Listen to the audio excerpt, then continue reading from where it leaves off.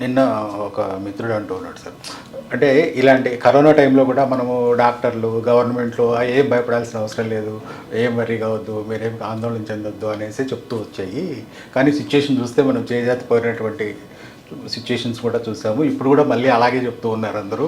డాక్టర్లు కానీ, లేకపోతే గవర్నమెంట్లు కానీ అలాగే మాట్లాడుతూ ఉన్నారు అనేసి అంటూ ఉన్నారు. అంటే అది ఒక రకమైన అంటే కామన్ పీపుల్‌లో అలాంటి భయం అనేది ఉంటది. నిజంగా ఒకవేళ అలాంటి పరిస్థితులు ఉంటే గవర్నమెంట్ చెప్పొచ్చు. అలాంటి పరిస్థితులు ఉన్నప్పుడు లాక్‌డౌన్ సిట్యుయేషన్ కూడా వెళ్ళొచ్చు మనం. కానీ ఇప్పుడు ఇలాంటి పరిస్థితుల్లో అంటే ఇది బేసిక్ ఇది కాబట్టి ఇలాంటప్పుడు మనం ఏం తీసుకోవాలి, ఏం చేయాలి? అంటే గవర్నమెంట్ సైడ్ నుంచి లేదా మీ డాక్టర్ కమ్యూనిటీ నుంచి మీరిచ్చే సలహా ఏంటి? మనం హ్యూమన్ సైకాలజీ ఏంటి అంటే మనకి ఏది నచ్చుతుందో మనకి ఏది కావాలో అంత మేరకే తీసుకుంటాం. మనము కోవిడ్ వచ్చినప్పుడు కూడా జాగ్రత్తలు తీసుకోవాలని ప్రతి డాక్టర్ చెప్పారు. కానీ ఇప్పుడు కొందరిలో జస్ట్ అది వచ్చిందో లేదో కూడా తెలియదు, టెస్ట్లో పాజిటివ్ ఉంది లక్షణాలు లేనప్పటికీ. కొందరిలో టెస్ట్లో పాజిటివ్ లేనప్పటికీ మరణాలు కూడా సంభవించినాయి.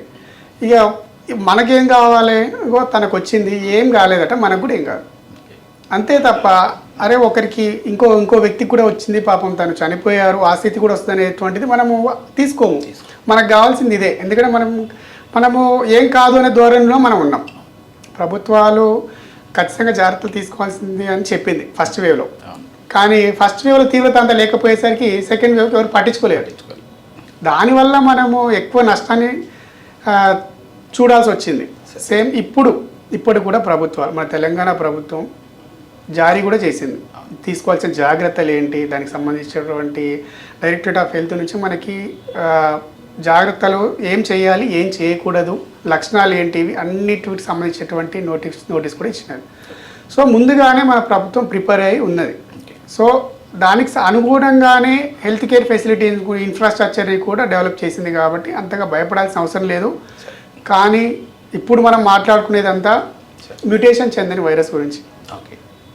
తదుపరి పరీక్షలలో ఇప్పుడు గుర్తించిన టెస్టులలోంచి ఎలా ఉంటుందని తెలుసుకున్న తర్వాత మనం మాట్లాడుకునే అవకాశం ఉంటుంది. అయినప్పటికీ వేవ్స్ వచ్చేటువంటి అవకాశం కానీ అంత తీవ్రత ఉంటుందని అయితే అనుకోవట్లేదు.